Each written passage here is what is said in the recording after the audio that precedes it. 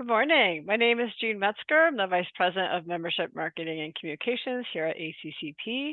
I'm so glad you could join us, and I'm pleased to be welcoming you to today's CSR Marketplace virtual session, Thinking Outside the Box, Developing Signature Campaigns to Better Measure Impact and Outcomes. The session is sponsored by our partner, Impact Parks, and we are so pleased to have them here for them to share their wisdom and experience with you all. For those of you who might be new to ACCP, the Association of Corporate Citizenship Professionals is the premier membership organization working to increase the effectiveness of corporate social impact professionals. We connect our members with the people, the resources, and the knowledge they need to enhance their impact in their companies and in their communities. Before we get started with today's session, I would like to point out a few upcoming ACCP events. Barbara, if you could advance the slide. Thank you. Oh, actually, before I do that, this is one session of several that we're hosting this week as part of our CSR Marketplace virtual program. The schedule for this week is on the screen, and we do encourage you to register for the remaining programs. All of them are being recorded, and recordings will be shared out with all the registrants. Also, a couple upcoming ACCP programs.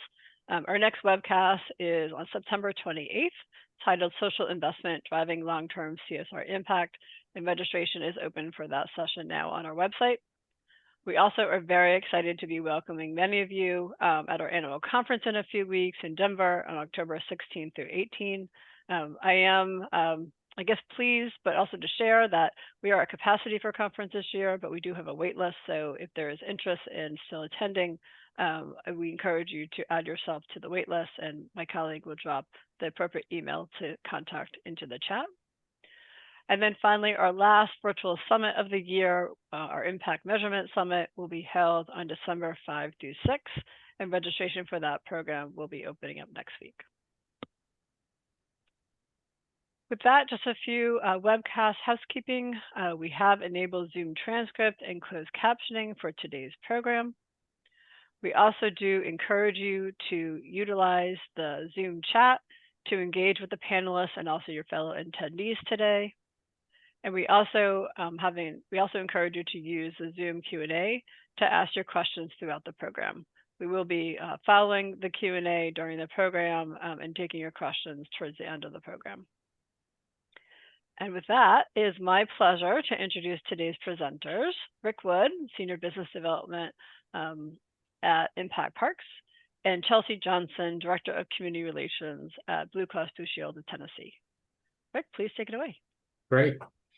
Thank you, Jeannie. Thank you for ACCP and all that you guys do. It's a great organization. I guess we've been a part of the organization now for a couple of years, and we are looking forward to seeing you guys out at Denver. We'll be there. So at first, thank you for joining the webinar. We know everybody's time is valuable, and I would like to just give Chelsea a second to introduce herself and what you do, your role, Chelsea, and then kick it back over to me, and then I'll introduce myself a little bit more, and then we'll jump right into the content. Sure. My name is Chelsea Johnson. I am the Director of Community Relations and Foundations with BlueCross of Tennessee. I get to lead some pretty incredible efforts and initiatives, and we'll be talking pretty deeply about one of those campaigns today. I am a Tennessee native, but I've moved all over and love traveling. So getting to see different areas, different communities, and what the needs are there helped me to do a better job where I am here today. Great. Thank you, Chelsea. And again, my name is Rick Wood, and I'm the Senior Business Development Manager at Impact Parks. Impact Parks, we make it simple for corporations and foundations to have impact on communities through parks and play and outdoor spaces.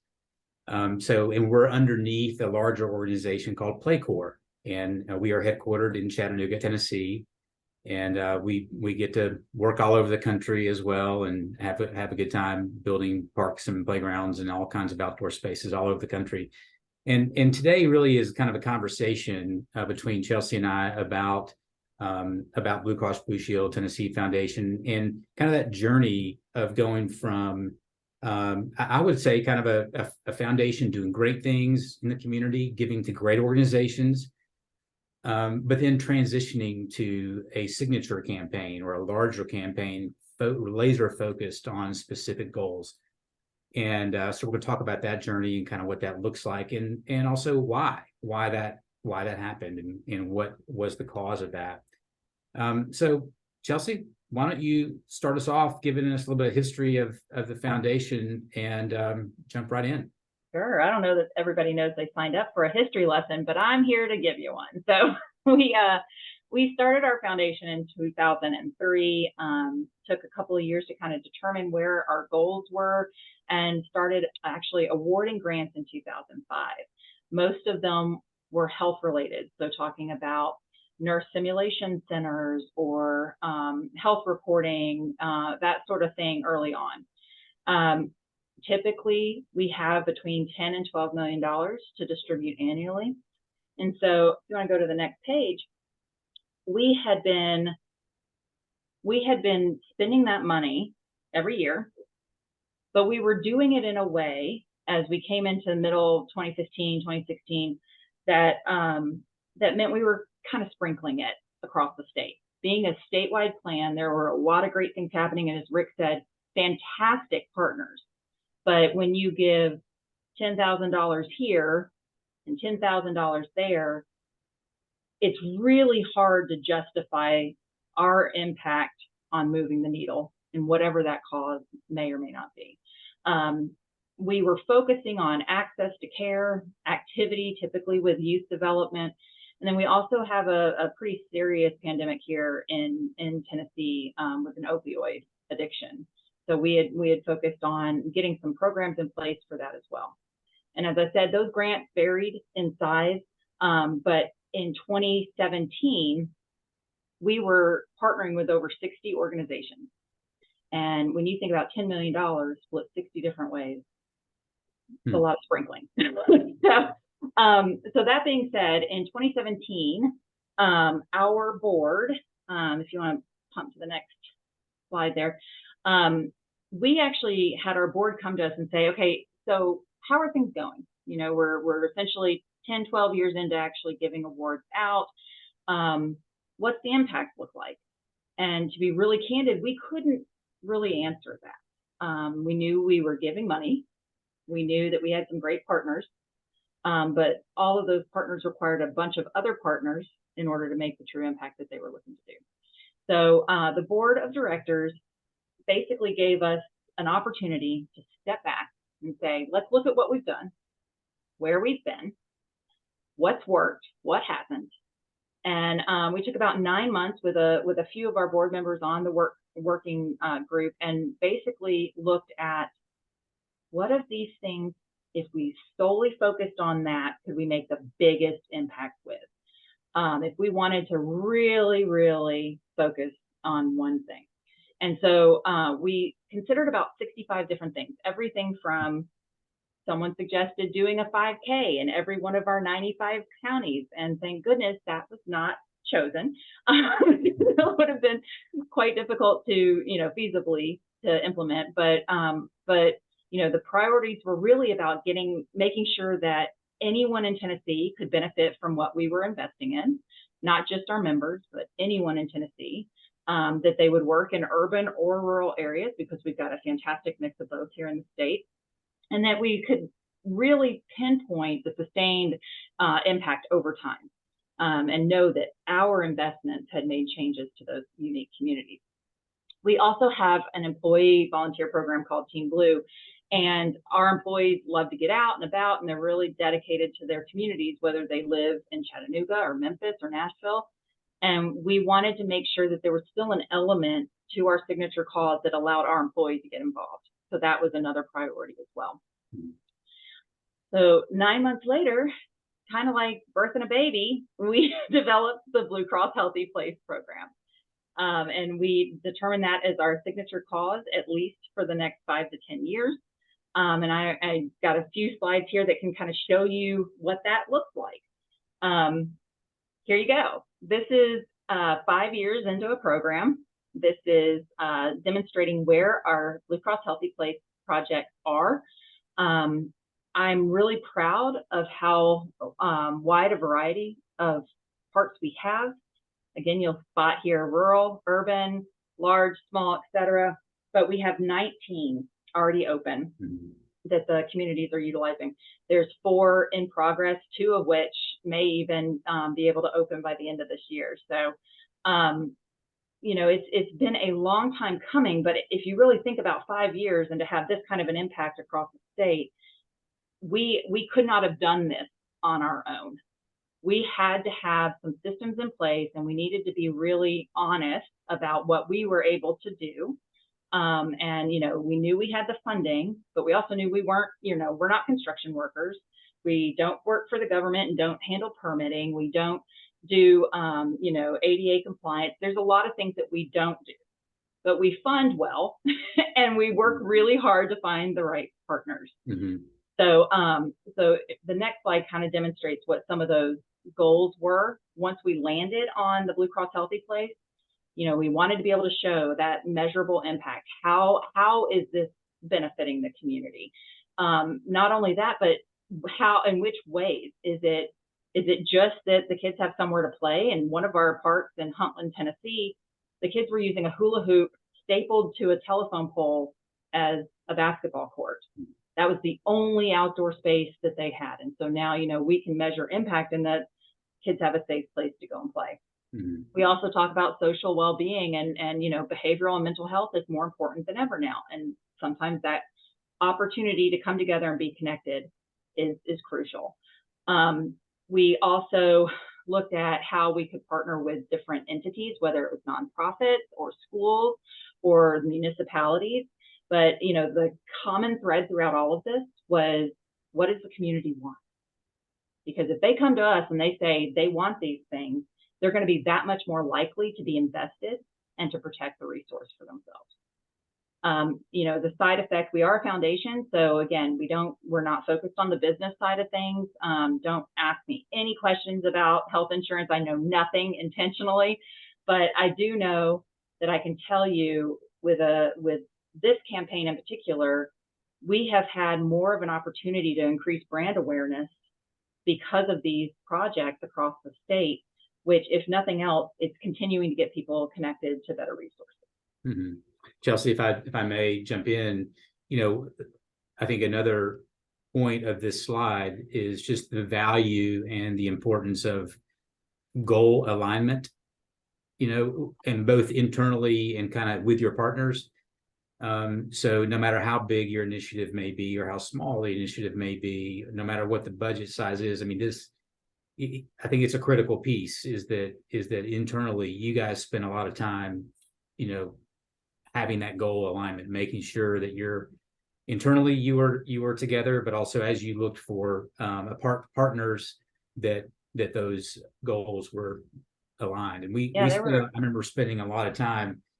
This was actually before my time when you guys got started, but you know, we spent a lot of time talking about these goals and about, well, what is it you really want to, you know, how important is all of this to you? So yeah. Well, the interesting part of that also is, you know, you've got a number of different audiences when you think about how you set those goals, right? So the first one was, what is the board expecting to see out of this? The second one was, what is going to really truly benefit a community where a community sees this as a value? Internally, how do we talk to our employees about it? And then, like you said, how do we come to our business partners or our design build partner and say, this is what we want to do? And I will tell you that was difficult early on because it was literally a concept. There was no program like this in our state. And so to your point, when you say, you know, let's set expectations and kind of guideposts for the direction that we're going in this partnership, the other critical piece aside from that communication and setting those expectations was being nimble, being flexible, and recognizing that we don't know everything and that, you know, we may hit some snags in the road, but to be able as partners to come together, learn from those lessons, and be even more adaptable in the future. Great. I'm going to go to this next one, if that's okay. Yeah. And I think this slide, Chelsea, and chime in. This one really, I mean, there's a list of things that we can do on this slide, but this slide really is about efficiencies. It's really about leveraging resources knowing and recognizing what you are good at and knowing where you might need some help. And, there's a list of things on this slide from site selection all the way down to marketing and PR. And, certainly I think BlueCross Tennessee Foundation can do a lot of the things on this list by themselves and do it really well. But there's certainly some things on this list that they, like Chelsea said earlier, they're not in the construction business. They're not, into figuring out the permitting. And so it was important to try to figure out, like, okay, what can we do together? What is it that you guys do really well, BlueCross, and what is it you guys do well, Impact Parks, and trust each other and move together in step and in a line. So what else do you want to say, Chelsea, about that? So I'm sorry if you can hear that fire alarm. Like you said, this is about efficiency, and you don't know what you don't know early on, but there are some systems that you can put in place regardless of the scale of your project. So, we're talking about $10 million a year, right? Not everybody has that kind of resource or even the same scope of having a full state to be responsible for. So when you think about what your needs are going to be and like your partner roster, that it's still critical whether you're giving $25,000 out a year or if you're doing the 10 million. And and I would say, I am much more better versed now than I was 5 years ago in what it takes, start to finish. But I still could not walk out into a bare field and anticipate issues or be able to accurately estimate feasibility of how long it could take to do that. So, it really is one of those things where you have to have trust that goes both ways, that, we're going to trust that you're giving us the best information, and then you're going to trust that we're going to make the best decision for both sides. And that, again, that is not just about a construction project. That's about any campaign that you're doing, is that trust, that transparency, that communication, and having systems in place that everybody is utilizing, because that keeps you all on the same page. Speaking of systems, this is also another slide just to kind of reiterate that maybe in a different way, but we did end up developing a system together. And it's everything from kind of a roadmap of site selection. It's helping with when you say, hey, we kind of need some template designs to help our grant program to make it easier for our communities to select and apply for a grant. How can we make that easier for the community? How do we make that simpler for the community and more straightforward? Well, here's a way. So product selection, you guys are heavily engaged in that selection, but we also know that once those things are selected and put into a template, then it's time to move forward, and then building an installation. Chelsea, I know you guys like to get out there and walk the site. You put your hard hats on and get out there and walk the site, which is fantastic. And then, we also have, we put into place some Monday morning phone calls, and these are very, very regimented Monday morning calls. How are things going? What's the latest rain delay? Those kinds of details. And again, we could talk all day about our project, but for this audience, having a system in place that's regular, it's just one of those principles that it'll make the signature campaign go smoother, go faster. Well, and it helps you be more able to address things that you didn't see coming. Exactly. That's a big piece too. This system, again, we're talking about construction or major park projects, but I could see where the way we set this roadmap up helped us when we realized in year 2 or 3, like we do an RFP every year, so communities can submit applications. And we started realizing after year 2 that a lot of these rural communities didn't have the resources or landscape architects or folks on the city committee to be able to present a design plan. And so it was after that realization and talking to our design build partner that we were able to say, what if we had some pre-design? What if we had like 2 or 3 different pre-designed options that they could, you know, kind of a la carte it a little bit, but at least got them started, at least gave them an understanding of how much space they needed if they're going to have these assets, et cetera. So, you know, I think it actually has helped with, as you said, the quality of the applications and kind of setting some baselines for expectations for our communities.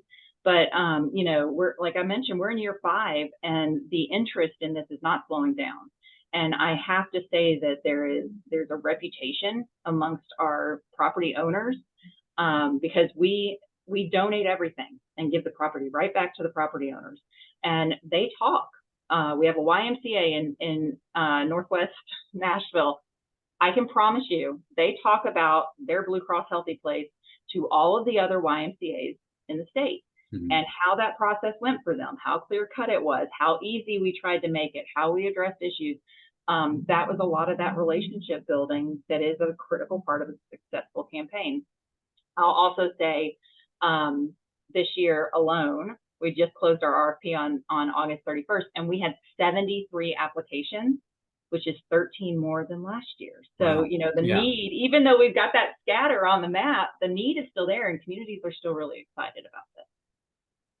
That's fantastic. I mean, it's a great testament to your commitment to this work, and it's speaking to that. Just, you know, maybe hit some, whether it's anecdotal or data, because we're going to get into some data here in just a second about, you know, data that we're collecting on some of these sites. But you know, just talk about your kind of assessment of return on investment, achieved impact to date. Talk about that just a little bit.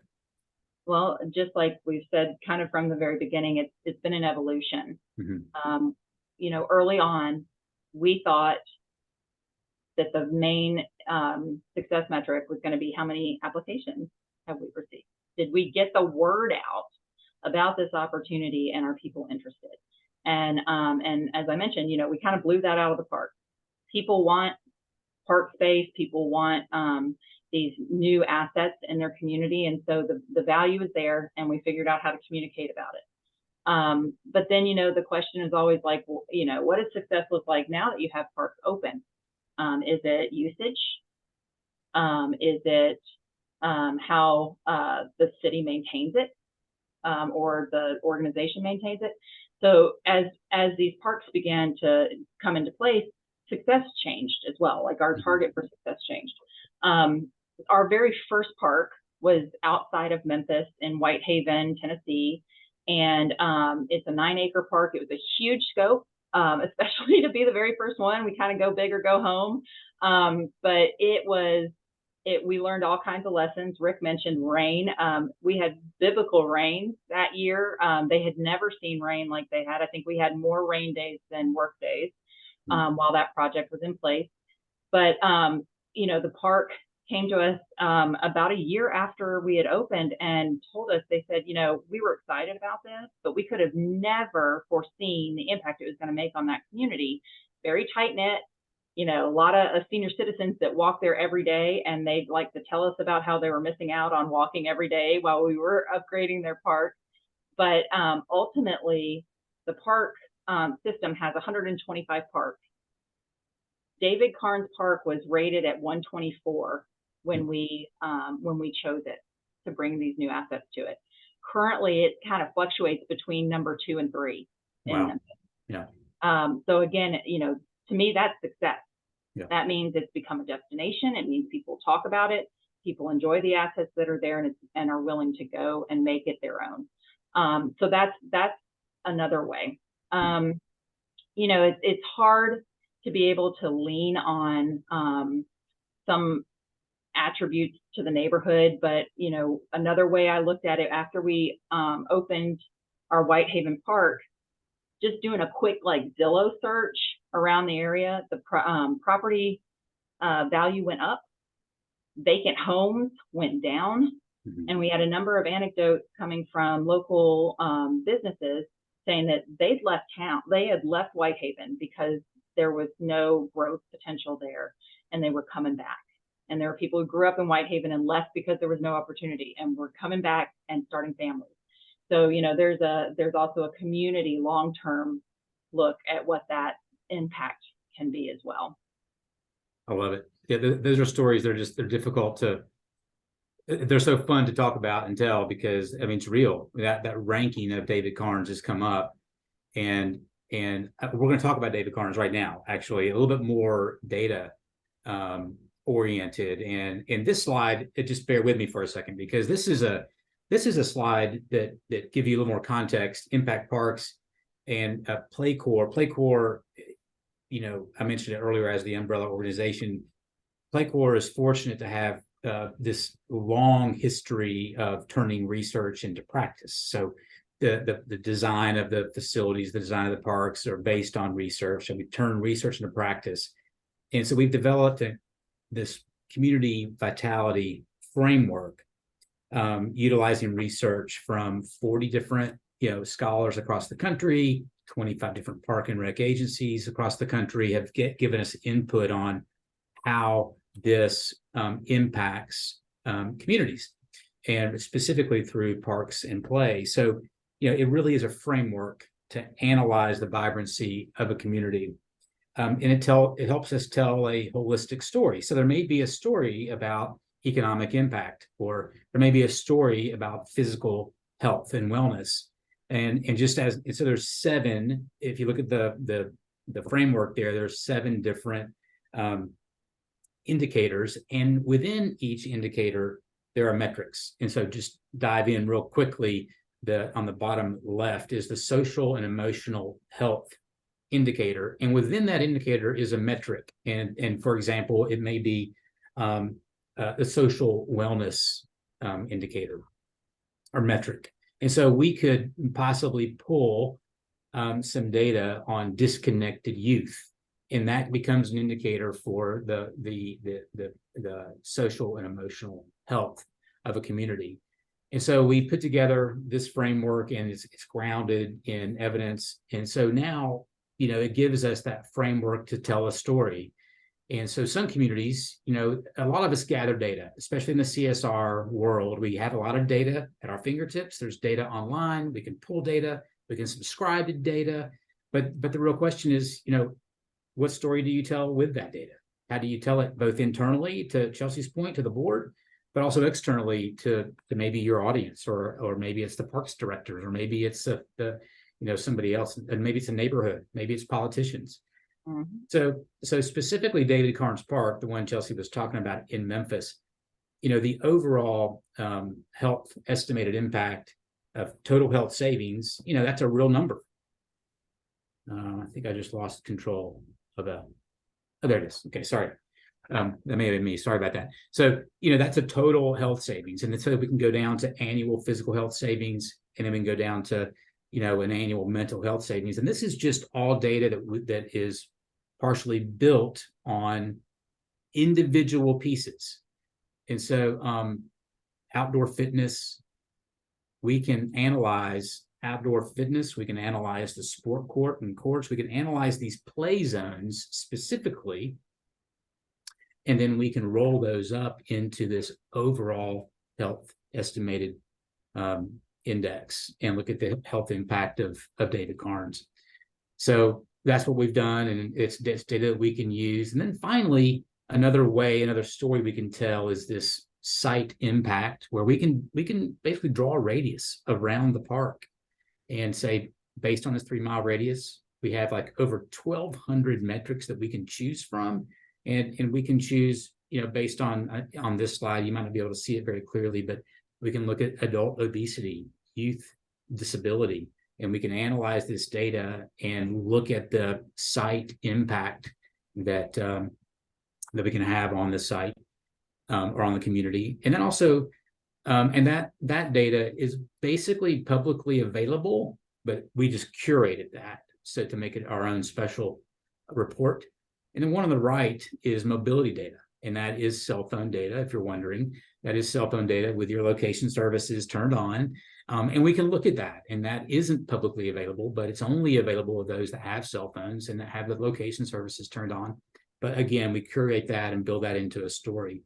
Once again, I'm not saying what I'm saying is this is a framework, and I would just kind of recommend that when you are launching or thinking about a signature campaign, that you have your goal alignment, right? You have your leverage, your efficiencies. You have a systems in place, but also you have this data filter on the front end as early as you can have that data conversation. What is it you want to measure? What are your hopes and dreams? Who do you want to impact? And then measure it during, and then measure it after. And and we all know it's a continuous process. It feels like it never ends. But anyway, that's have it early, have it in the middle, and have it at the end. Chelsea, well, you want to comment? I'm glad you used some of these examples, because as a healthcare company, obviously the health of our community is important, and that's based on individuals, right? And so that health savings piece is very helpful for us, as Rick mentioned, when we're talking about leverage and continuing to validate the value of this program. And I'll say, when we started this program, nobody had global pandemic on their bingo card, and so we were ready to do all of these renovations to community areas, and all of a sudden the world shut down, and we were like, okay, well, we're going to keep moving, we're going to keep things going along. But what we started to hear anecdotally was that these spaces became the only place people felt safe coming together and gather. And when you look at those behavioral and mental health savings, that's huge. Mm-hmm. That connectivity to members of your family or to your community, that even during COVID, where you don't feel as isolated, can make a huge difference. And so that is seen, on the faces of some of our senior citizens at the park that are meeting up with friends and feeling comfortable to be together. But then to have the numbers to continue to validate that, super helpful. Mm-hmm. And as you said, it doesn't matter if you're not building parks. It doesn't matter if you are working with food banks or a specific local nonprofit. Rick's absolutely right. You have to determine early on, like, what pieces of data are going to help us not just tell the story, but from my perspective, continue to validate the investment. Continue to make sure that we are showing trends in a direction that, one, we expected, and two, if we didn't, how are we going to address that? How are we going to pivot to make the changes that we need for what we've identified as success metrics? That's a great wrap up in my mind from our side of the presentation. And I would just like to maybe turn it over to ACCP folks and open up the chat, and we'd be available for question and answer, and see if we can answer some of the questions. So we'll just prompt the participants to please put your questions in the Q&A. And Rick, there are two questions in there now. So the first one is, what advice would you give to organizations that aren't as large as BlueCross BlueShield of Tennessee? So I guess this one's actually probably for Chelsea, or both of you actually. It would be great if you both could weigh in, that are considering different approaches to giving. Yeah, Chelsea, you want? Yeah, I can jump in. So as I mentioned, not everybody has the same resources that that the Blue Cross Foundation has, but it doesn't mean that the investment still can't be impactful. I think, again, that pre-planning, kind of vetting who you need sitting at the table on the front end can be extremely helpful, and recognizing that whatever the investment level is, it's still an investment, and you want to make sure that it is hitting where you want it. Making sure that the people you were aiming to impact are receiving it. I didn't touch on this earlier, but one of the things with our project, we require community engagement. We want to know before they submit an application that they've talked to their community and they've heard from them if they really feel strongly and don't want a dog park attached to their park, or if they really, really, really, really want pickleball courts. We're hearing that from the communities. And so I would say the same thing, regardless of the amount or size or scope of whatever campaign or investment you're able to make, having those conversations on the front end will help you get started on a pretty clear path, that when later on things that you can't predict come down the road, or if you get additional dollars, you can then validate continuing to invest or investing heavier. Or if you're told to go in a different direction, to Rick's point earlier, those systems and efficiencies can translate. You really can use those, and knowing to look for those data stories, you can use that regardless of the size. Yeah, I really have nothing to add. I do believe it's applicable. It's scalable, and it's applicable to a lot of the CSR initiatives that we've seen over the years. Great. Well, the other question that's in the Q&A, again, please add your questions in. I understand that gathering data from external sources is important, but have you gathered any data, or do you have a sense of internal BlueCross BlueShield employee feedback, like sense of pride, like what has been the reaction from the employees? And I would actually add to that, what's been the reaction from your executives? So that's a great question. And that's one of those kind of anecdotal, like, are we hitting the mark? Because if our employees are in there going, I can't believe we're doing that, we're missing it at that point. We have an internal website where we post articles and events and that sort of thing. And I've literally been brought to tears reading some of the comments from our employees, because especially in some of our smaller rural areas, these parks have not been updated in decades. And I've had a number of employees say, I grew up playing at that park, and I've been concerned to take my grandkids there. This is going to change my community. They all are, we've had great interest in volunteering for the park, whether it's park cleanups once they exist, making sure that they can come out and make sure it's as pretty on day 47 as it is on day 1. But they want to stay involved. They look to opportunities to activate the space. If they happen to know that their kiddo plays soccer and there's a multi-purpose field, we've been known to have pop-ups of our employees going and playing soccer with their kids, So the employee feedback is fantastic, and especially because we've worked hard to tell the story of what and why we're doing it. From a board perspective, our board chair currently is Emily Reynolds, and she was one of those board members that sat on the work group. And she embarrassed me on a number of occasions, because I'm not really like that call me out kind of person, but she'll be speaking at a public event and she will talk about how proud she is to work for BlueCross for a number of reasons. But the BlueCross Healthy Place program jumps ahead of them, because it's something that is truly helping the community. It's changing the landscape, literally. And so when you have a board chair that is that supportive and recognizes the value, I feel comfortable that we're working in the right direction. And it actually motivates me more to make sure we're continuing to check those metrics, continuing to check with our partners, and make sure that there's not places that we can innovate and be more effective for them. Great.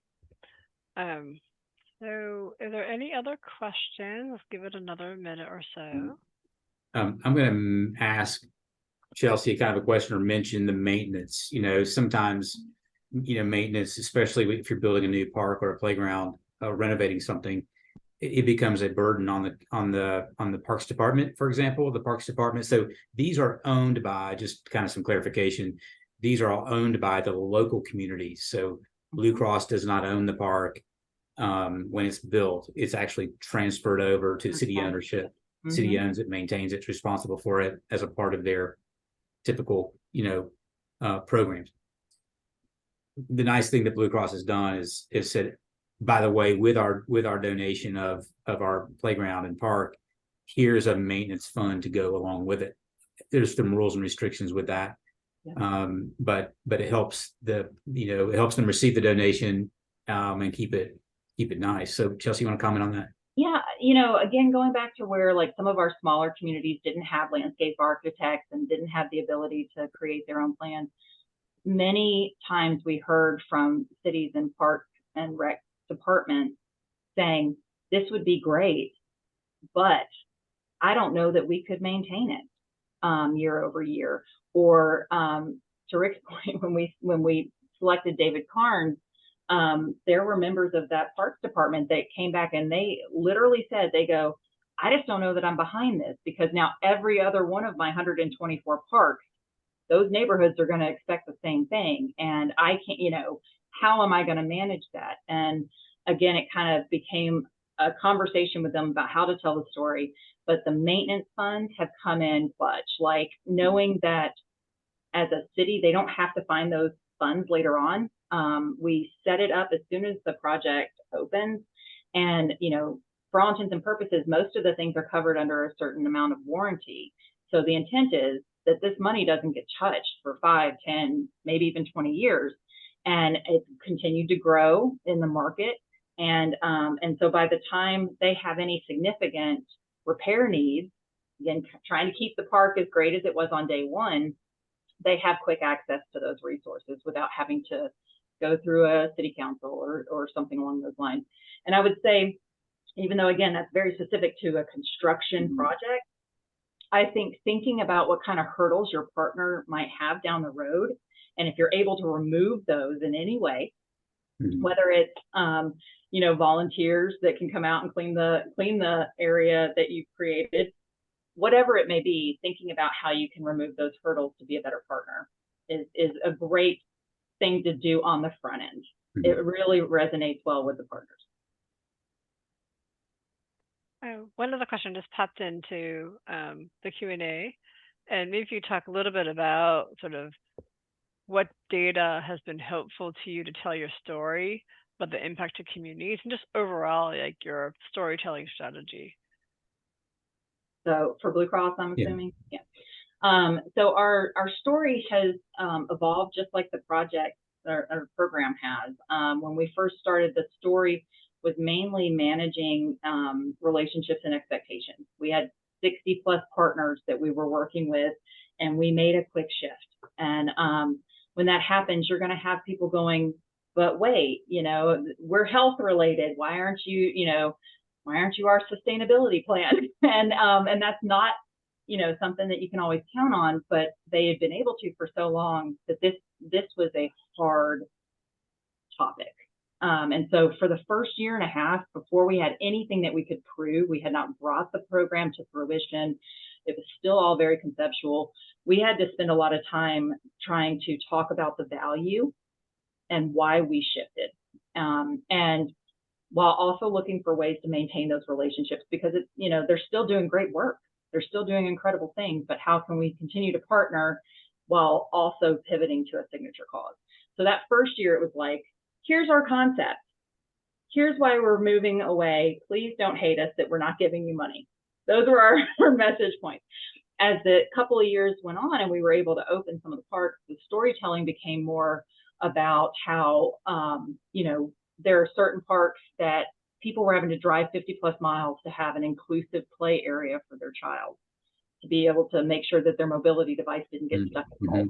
Right. We started telling those stories because those stories are the ones that then encouraged other communities that have the same needs to come to us and look for opportunities. A lot of the data that we use is in particular on our end, for my team, we don't get to make decisions, we don't vote, but we get to do all of the fantastic digging and figuring out what the opportunities are each year when we get all of the applications. And I will tell you, data is extremely helpful when we're looking at that, because we can look at income averages. We can look at homes with cars or access to mass transit. We can look at green space within a 10-mile radius. So being able to think about childhood obesity, households with disabilities, senior citizens, we can take that and then kind of compare it to what the community is asking for and make sure that we see how those are going to connect and how it's really going to be a change for that community. On the flip side, you also have fantastic communities that are fantastically resourced, and the families are fantastically in a good place, not living under the federal poverty line. And we have to make hard decisions because there are other areas that, again, their parks have not been updated in decades. And it may not just be play areas. It could be walking areas. It could be a trailhead. It could be a number of different things. But knowing what that community makeup is has been extremely helpful in being able to feel comfortable in our making of recommendations for which ones we feel we need to be. Yeah. And I'll kind of just add to that too. Like since the pandemic issue of parks closing and then opening and then not being sure if it was safe or not safe in that time period that we were in, it was clear parks became the safe place for people to go. Being outside was a great place to be, and being able to show usage data about when nobody was there, and then when everybody's there, and then now even more people are coming back to parks and playgrounds and just outdoors in general. It's a great thing to talk about and use publicly and privately. I think it helps people feel comfortable getting back out. Yeah, right. It did help. That's right. It helps people get out. And then there's so much data out there about just demographic data, as Chelsea mentioned. We all of us we can map certain areas based on what you're really looking for, and you could find the areas where to invest, whether it's a park or a playground or whether it's something totally different. So I think CSR initiatives in general are getting a little bit more strategic. Yeah. I'll throw in there as well, again, I talked about how like the message changed from early on. I think that's the deal. You have to be ready to continue to evolve as the program evolves. So we're in our 5th year now, and we went out to, I believe we've hit 17 of our open parks so far, and did pop-up activations with our partners, the property owners.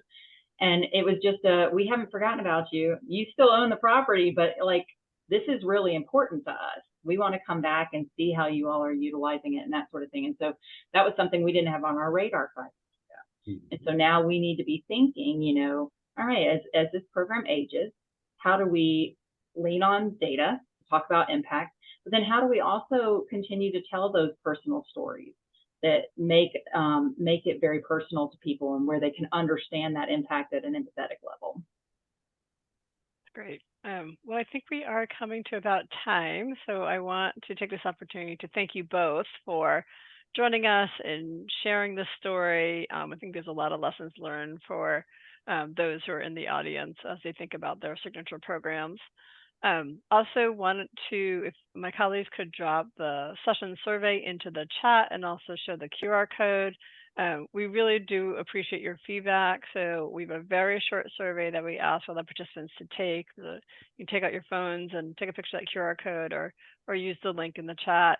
But please provide us your feedback, because that helps us continue to provide valuable programs for the future. And with that, I would just want to thank everyone for participating and joining us today.